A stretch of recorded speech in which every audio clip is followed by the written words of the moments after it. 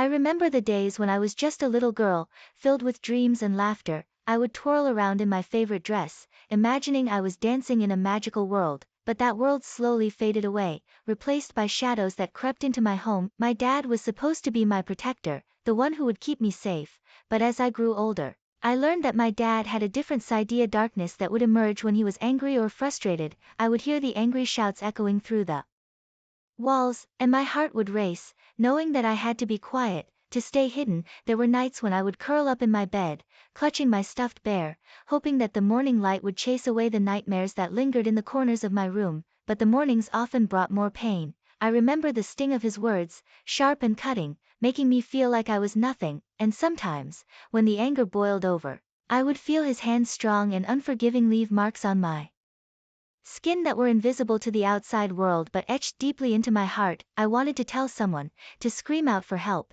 but fear held me back. I kept the secret locked away, convinced that I was to blame, that I was the reason for his rage. I learned to wear a mask, to pretend that everything was fine, even when my insides felt like they were crumbling. There were moments of light, brief flashes of laughter and joy when we would go to the park or bake cookies together, but those moments were fleeting. They always felt like a fragile truce, a temporary escape from the reality that awaited me at home. As I grew, I started to understand that love shouldn't hurt, that it shouldn't feel like a constant battle. I began to gather courage, piece by piece, learning to stand up for myself. It was terrifying, but I realized I wasn't alone. There were people out there, friends, teachers who could help me find my voice. Now, I'm on a journey to heal, to reclaim the brightness that was stolen from me. I'm learning that my story doesn't have to end in darkness. I'm writing my own chapters, filled with hope, resilience, and the strength to rise above. I refuse to let his actions define who I am.